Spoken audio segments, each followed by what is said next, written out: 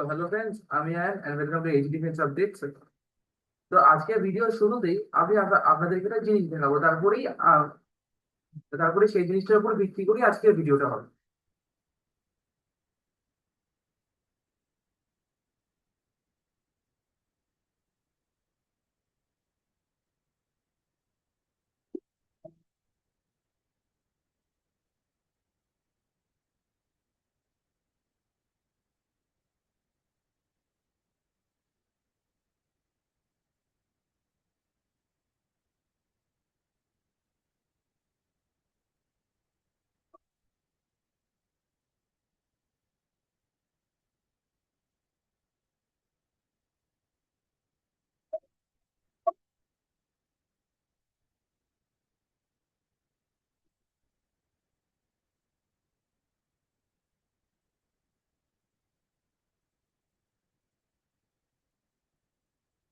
তো তো আপনারা স্ক্রিনে যে ভিডিওটা দেখলেন, মানে যে ভিডিওতে যে এয়ারক্রাফট বা ড্রোন বা ইউক্রেফ যেটাকে দেখলেন, সেটা কিন্তু কোনো সাধারণ জিনিস নয়। এটা হচ্ছে অস্ট্রেলিয়ার MQ-28 ঘোস্ট ব্যাট, একটা আনম্যান স্টেলথ ইউক্রেফ। এবং এটা আজকালকার মডার্ন ওয়ারফেয়ারের সবচেয়ে one of the most greatest thing ever made. তো আনম্যান স্টেলথ ইউক্যামের সম্পর্কে আপনারা সবাই মানে মোটামুটি নলেজ আছে। আছে যে এখন এখন দুনিয়ার প্রত্যেকটা দেশই মানে আনম্যান্ড এরিয়াল ভেহিকলস এর উপরই বেসিক্যালি ফোকাস করছে। মানে আনম্যান ফাইটার জেটস হোক, আনম্যান ড্রোন তো আনম্যান্ডই হয়। তো সেটা তো বলার কিছু নেই। তো আনম্যান্ড ভেহিকলস এর উপরই মানে আনম্যান্ড জিনিসের উপরই আজকাল দুনিয়ার ফোকাস আছে আজকাল। তো তো আপনারা নিশ্চয়ই শুনেছেন যে এলন মাস্ক ইন্টারভিউতে যে আহ, যে এই এজটা এখন ড্রোন এজ বা আনম্যান্ড এরিয়াল ভেহিকলস এর এজ। তো এরকমই জিনিস হচ্ছে MQ-28 ঘোস্ট ব্যাট। এবার আপনাদেরকে বলি যে এই MQ-28 ঘোস্ট ব্যাট আসলে জিনিসটা কি। হ্যাঁ। তো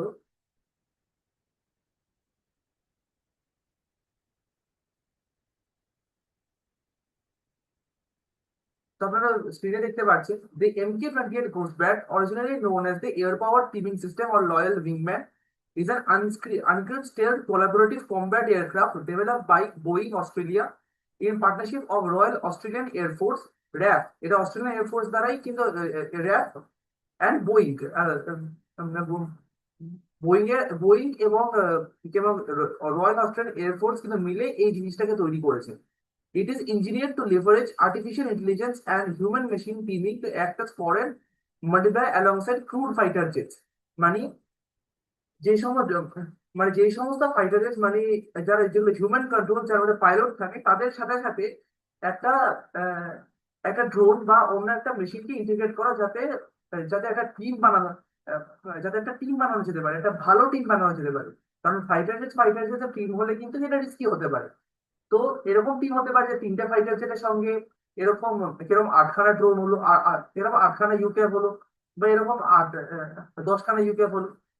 তো কি ক্যাপাবিলিটিস কি কি আছে? ম্যান আনম্যান টিমিং সিস্টেম, যেটা আমি আগেই বললাম। The MQ-28 is a loyal wingman designed to fly in a formation with support crewed military platforms like F-35 Lightning II, F/A-18, F Super Hornet। মানে অস্ট্রেলিয়ার কাছে আপাতত এই দুটোই এয়ারক্রাফট আছে, এই জন্যই এই দুটো এয়ারক্রাফটই নাম মানে দিয়েছে। Advanced autonomy driven by AI, the drone can independently handle tasks like takeoff, flight path, navigation, threat scanning, while awaiting terminal firing commands from its pilot controller। Pilot controller কেন বলছে? কারণ যেহেতু ফাইটার জেটস এর সাথেই সাথে integrate করা থাকে, মানে ইন্টিগ্রেট মানে কি, ফাইটার জেটস এর সাথেই কানেক্টেড থাকে। এবং এর এবারে কন্ট্রোল কিন্তু ফাইটার জেটস এর পাইলটদের হাতেই থাকে, এই জন্য পাইলট কন্ট্রোলার বলছে। আর কি কি হয়? ড্রিভেন বাই এআই, এটা কিন্তু এআই দ্বারা চলে, মানে আর্টিফিশিয়াল ইন্টেলিজেন্স দ্বারা। এটা কিন্তু এআই দ্বারা টেক অফ থেকে শুরু করে ফ্লাইট পাথ নেভিগেশন থেকে শুরু করে থ্রেট স্ক্যানিং থেকে শুরু করে সবকিছু করতে পারে। Affordable mass, the aircraft is designed to offer heavy combat support at a fraction of the cost of a traditional manned fighter jet, absorbing higher tactical risk in contested airspaces to safeguard human pilots। মানে human pilot যেখানে যেখানে পৌঁছাতে পারবে না, বা যেখানে যেখানে risk আছে, যেখানে, কারণ এলিমেন্টারি এটাতে স্বাভাবিক কথা air defence system, SAM system আর ফাইটার জেটস এর তো ডিপ্লয় হবেই। এই জন্য সেই সব জায়গায় কিন্তু এই এই ড্রোনকে ডিপ্লয়, কিছু কিছু কি কি পয়েন্টস কিন্তু এই ড্রোনটাকে ডিপ্লয় করতে পারে। এর টেকনিক্যাল স্পেসিফিকেশনস এর সম্পর্কে বলা যাক range over 3700 kilometre, approx 2300 Miles, মানে 3700 kilometre range. Max speed Mac 0.9, subsonic speed এটা। Dimensions 38 feet, 11.7 meters in length. RCS and stealth uses advanced geometric shaping to achieve a low radar cross section RCS rather than high maintenance radar absorbent coatings. তো এই গেল এর সম্বন্ধে মানে details plus যা যা আর কি টেকনিক্যাল স্পেসিফিকেশন সম্বন্ধে। এবার আমি আপনাদেরকে বলবো এর অ্যাডভান্টেজেস, মানে ইন্ডিয়া যদি এটাকে প্রকিউর করে তার অ্যাডভান্টেজেস কি কি।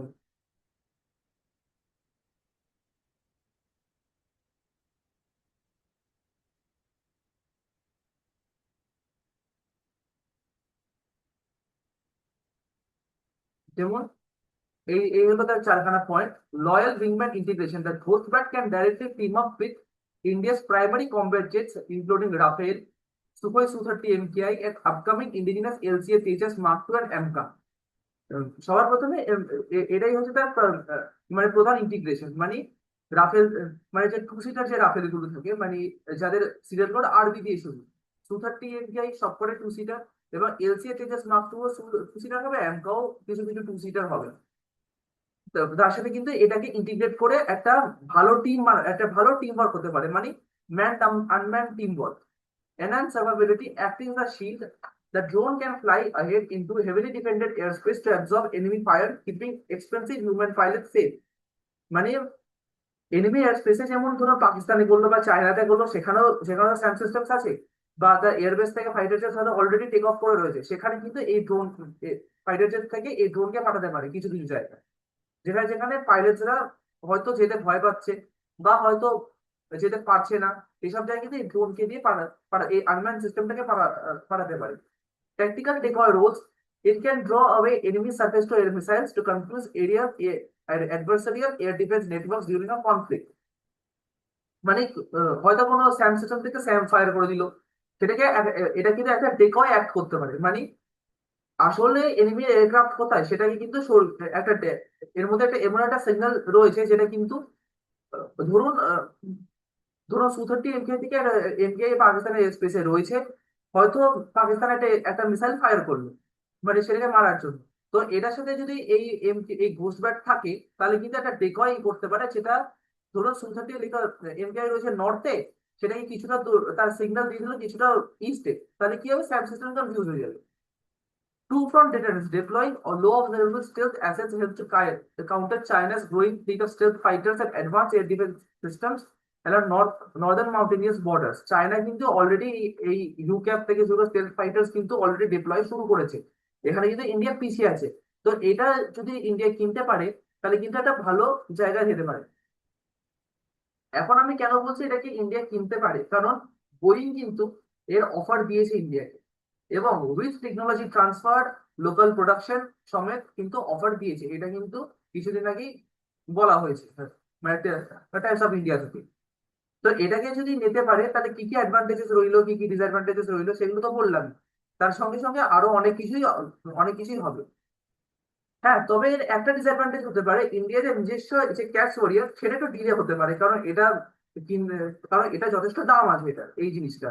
তো এই ক্যাশ ওয়ারিয়রের দিকে যে ফান্ডিংটা হচ্ছে সেটা কিন্তু একটু ডিলে হতে পারে, কারণ এটা কিনতে গেলেও সময় সাপেক্ষ ব্যাপার, এটা মানে সঙ্গে সঙ্গে অর্ডার দিলাম আর সঙ্গে সঙ্গে চলে এলো তা তো না, এটা কিনতে হলে মিনিমাম 2 বছর হয়তো লাগবে ডেলিভারি দিতে, আর ততদিনের ক্যাশ ওয়ারিয়রটা হয়তো একটু ডিলে হতে পারে। Excuse me। কিন্তু এর কেনা না কেনা ডিপেন্ড করছে যে পাকিস্তান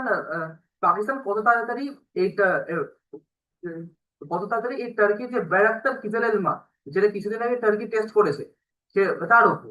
কারণ পাকিস্তান যদি ওই টার্কি কিজালেলমা নেয়, তখনই ইন্ডিয়া ভাবতে পারে যে এটা নেওয়া দরকার, তা না হলে নাও ভাবতে পারে, এই ক্যাচ ওয়ারিয়রটাই নিজের প্রগ্রেস করতে পারে। কারণ চায়না তো একবারে ইন্ডিয়াকে অ্যাটাক করবে না, কারণ চায়না ভালো ভালো করেই জানে যে ইন্ডিয়া কি আর চায়না কি, সেটা আমি আগের ভিডিও গুলোতে আলোচনা করেছিলাম। তো এবার আমাদের দেখাই যে টার্কি যদি ইসরায়েল নিয়ে নেয় তাহলে তার ঘোষবাটের সাথে একটা ডিফারেন্স কি?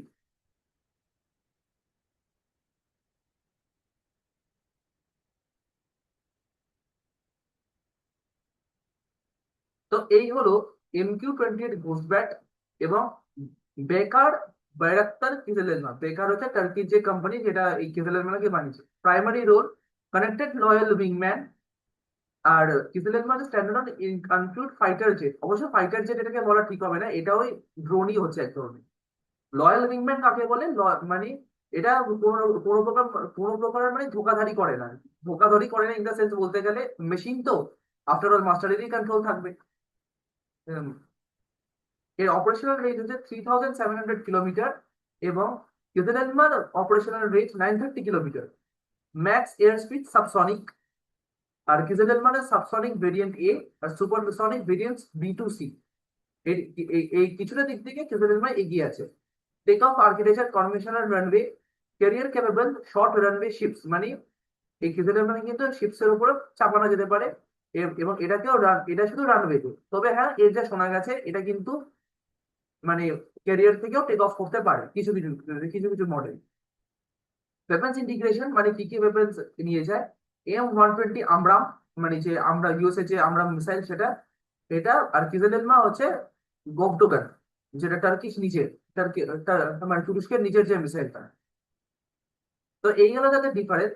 তবে হ্যাঁ, এই দুটোর একটা এয়ারক্রাফটে কিন্তু কমব্যাট এখনো কমব্যাট টেস্টেড নয়, মানে এখনো কমব্যাট এক্সপিরিয়েন্স নেই।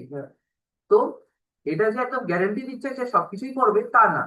এটা গ্যারেন্টি হচ্ছে যখন যখন এটা কোনো মানে ওয়ার সিচুয়েশনে ব্যবহার হয়। তো আজকের ভিডিও এই অবধি। কেমন লাগলো ভিডিওটা অবশ্যই কমেন্ট করে জানাবেন, আর ভিডিওটা ভালো লাগলে এটা লাইক করে দেবেন, আমার চ্যানেলটাকে সাবস্ক্রাইব করে দেবেন। কারণ ভিউজ তো অনেক হচ্ছে কিন্তু সাবস্ক্রাইবটা হচ্ছে না, একটু প্লিজ সাবস্ক্রাইব করে করে দেবেন। তো আজকে অবধি এই অবধি। তো চলুন, গুড নাইট, জয় হিন্দ।